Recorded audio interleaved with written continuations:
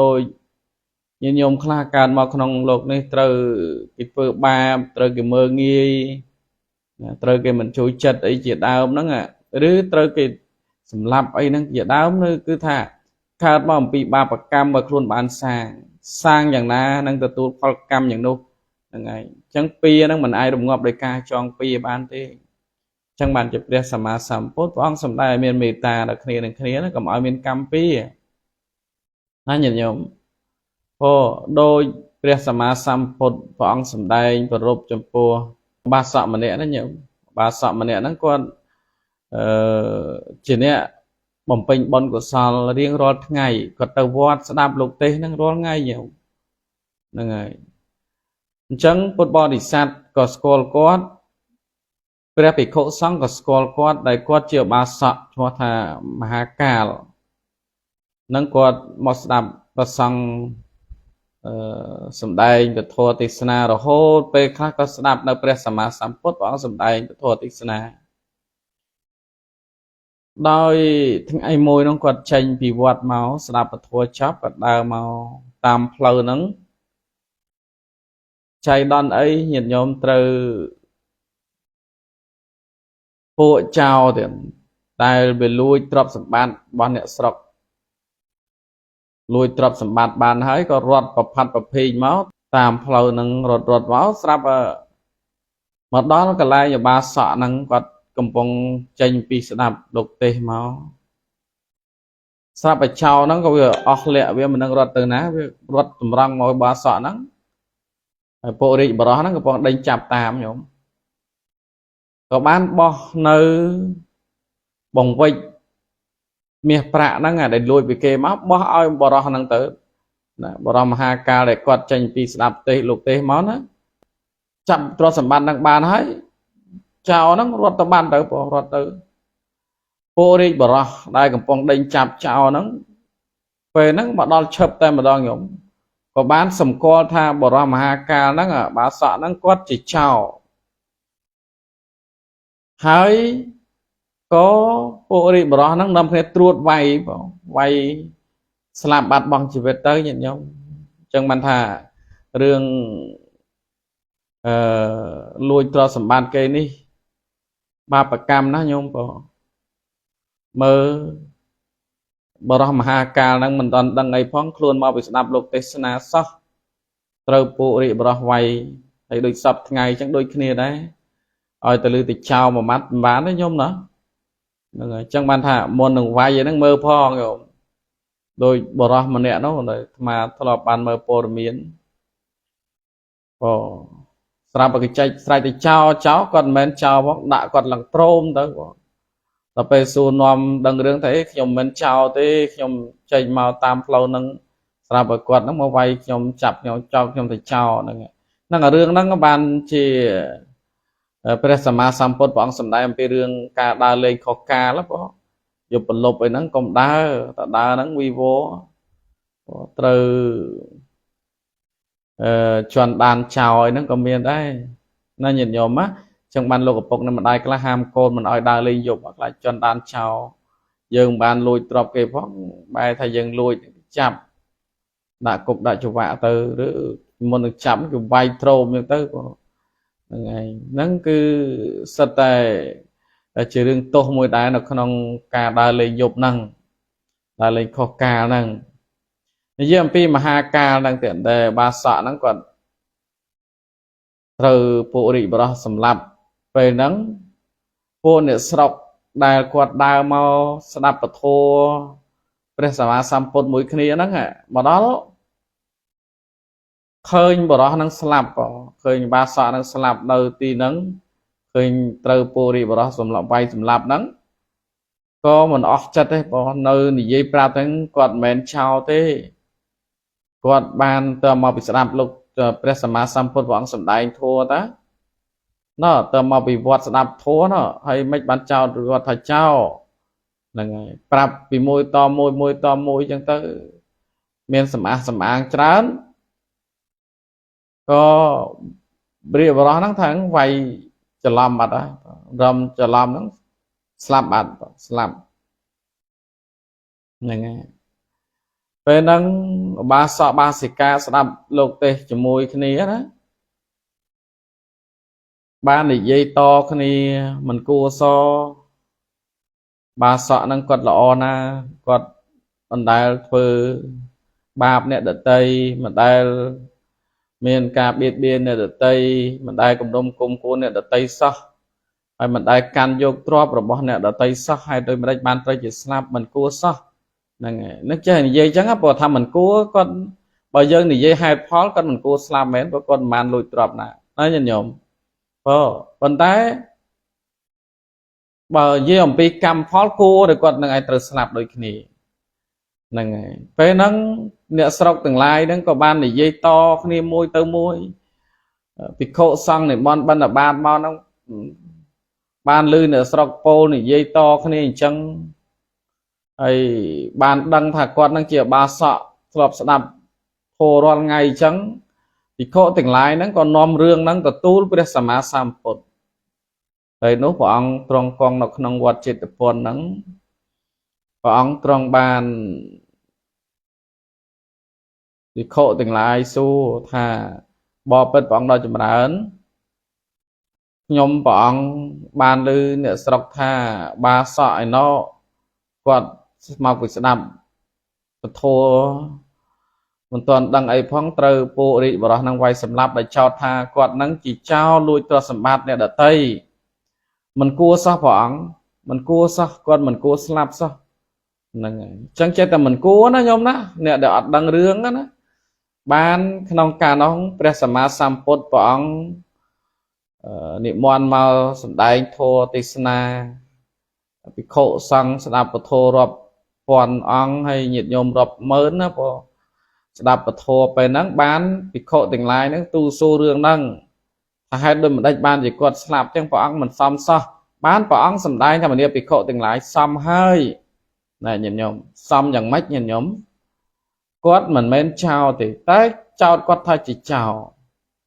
បើយើងនិយាយវិភាគរឿងការលួចទ្រព្យសម្បត្តិអ្នកដតីហ្នឹងក៏អត់មានទេមែនទេញាតិញោមណាគាត់មិនដែលបៀតបៀនអ្នកដតីផងហើយតែគាត់ត្រូវស្លាប់អញ្ចឹង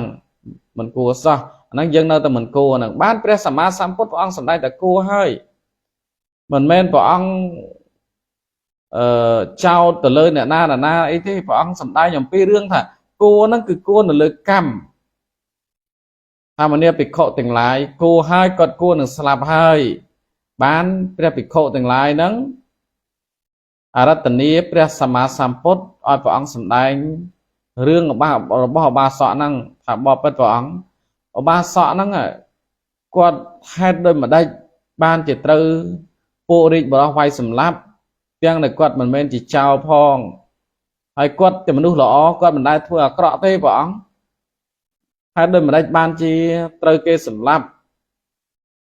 បានព្រះសម្មាសម្ពុទ្ធព្រះអង្គសម្ដែងបព្វកម្មរបស់ឧបាសកហ្នឹងញោមបព្វកម្មរបស់ឧបាសកហ្នឹងគឺ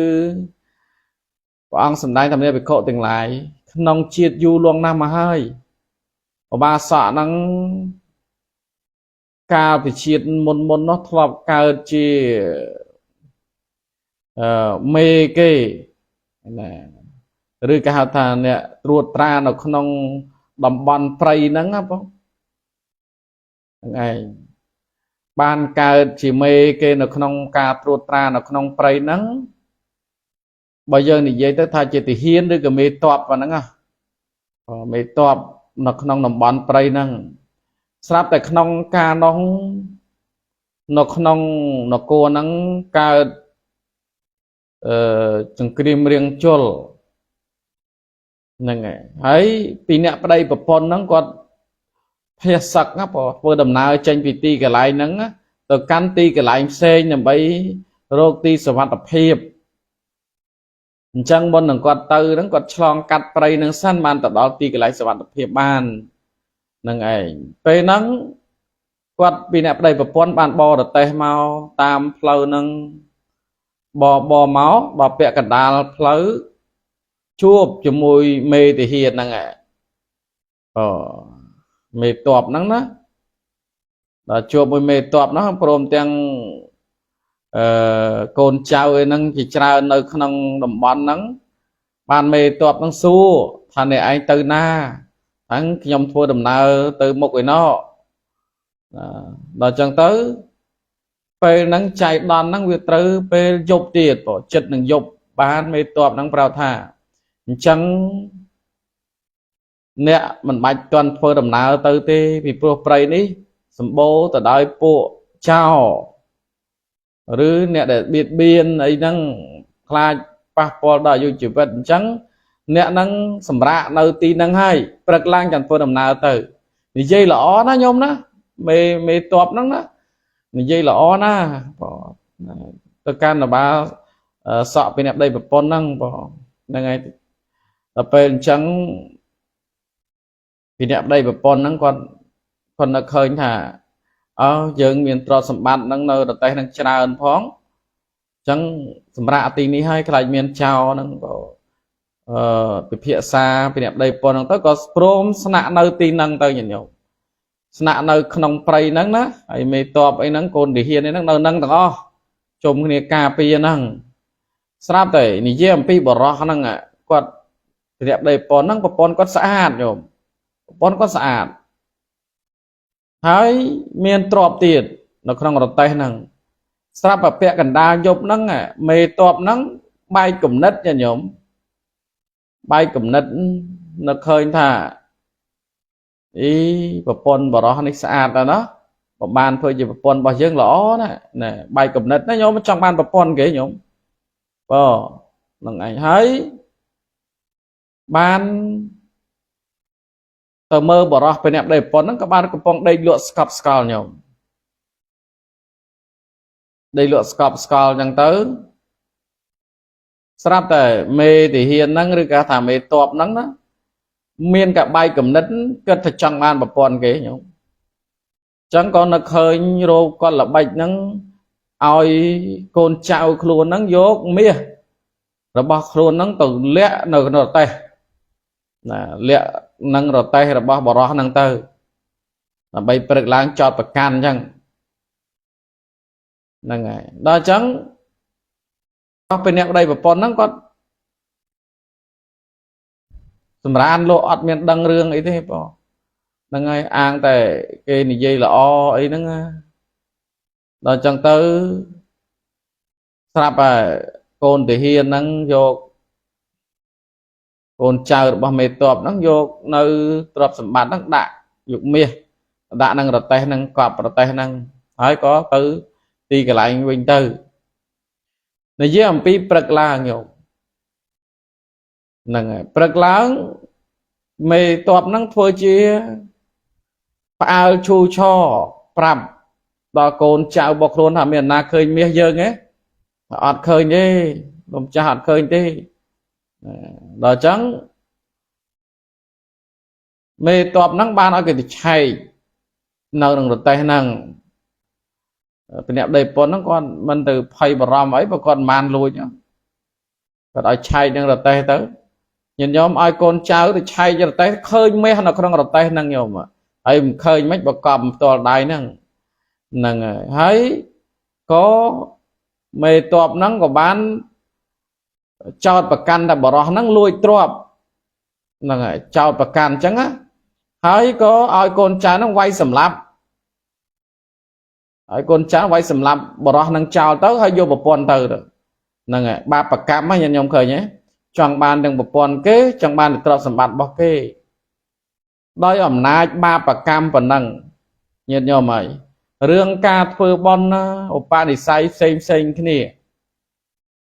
ទោះបីពីជាតិមុនហ្នឹងគាត់ធ្លាប់កើតជាមេតបហ្នឹងបានបៀតបៀនប្រពន្ធគេក៏ដោយប៉ុន្តែជាតិមួយទៀតគាត់ធ្លាប់ធ្វើបុណ្យចកកុសលហ្នឹងច្រើនតែដោយអំណាចបាបកម្មដែលគាត់បានធ្វើប៉ុណ្ណឹងញោមហ្នឹងហើយមេតបហ្នឹងស្លាប់ទៅបដិសន្ធិក្នុងនរកហ្នឹងអំពីនរកមកកើតនៅក្នុងកំណើតមនុស្សដោយអំណាចបុណ្យណាមួយហើយកើតជាបរោះមហាកាលហ្នឹងដែលចេញពីស្ដាប់ធម៌ហ្នឹងត្រូវពួករាជបរោះវាយសម្លាប់ហ្នឹងចោទថាខ្លួននឹងលួចទ្រព្យសម្បត្តិថាជាចោលទៅហ្នឹងហើយញាតិញោមឃើញទេរឿងមានហេតុអញ្ចឹងណាញោមមិនតែរឿងមួយអត់ហេតុទេសិតតែមានហេតុ miền cam pi và đi bị đào máu bỏ miền cam pi thế miền nào thì chào dương ban nhom mà rồi lấy nhóm chẳng những thưa ba bậc cam chẳng cho bậc can cái nó nhóm đó chẳng ban thà nhìn nhóm phải giặt phải dây riêng dương mơ nghi này đợt tây cho bậc can này đợt tây chứ bị xe tôi nhận nhóm khai hay nắng ọt trôi chật cho mày và sáng chào từ ăn nó lộn chay lộn cho sang bài này và sang bài nó bị giặt đó nhóm đó chia từ một tiền năng ba bậc cam năng về ca lang nhập vô luôn rồi cái chọn bậc cam sầm lấp đôi bỏ ra năng chẳng giặt phải dài thấy miền là na thôi chấm nó cứ dân thôi để luôn ai vậy đôi mì tọp năng chẳng hả chọn bàn bậc con cái chọn bàn tọp cái chọn bậc cam cái là cái lui tiếng này cái mình bàn lui đập về ca bao chỉ mình nó vánh rồi cái chọn bậc cam cái vai sầm lấp đôi kia chẳng giờ là nhận nhom ná chẳng xong mình nhận nhom prosray từng dương miền miền ta là số chui kia tờ bình tờ màu ca chui kia ca mơ mình mơ đầm nằm kia ca oi ở phay rồi viên kia đừng kia đừng ngày ca sờ lan Europe an kia ca mình chọn ở kia mình chọn cùng nông công côn kia ca chuyện là nào rồi mình bàn sọc bàn chụp kia chỉ mình đâu cái đây cầm na na cái đây xong bay cầm na chỉ sát đang con đâu tay sờ lan kia Europe an kia ta nhận nhom đây ẩm nai tha dương ban bỏng pin bon của sào chung cái này chẳng hay miền ca là sâu tổ binh tầm màu bỏ chẳng xong bao nhiêu nhôm bột bò thì san tầng khai cho rồi pi cam pi và ria bữa á dương miền ca là sâu công biển kia hay chui kia tổ binh tầm màu rồi mình bàn ở đây sọc vào sôm nam mô tần ni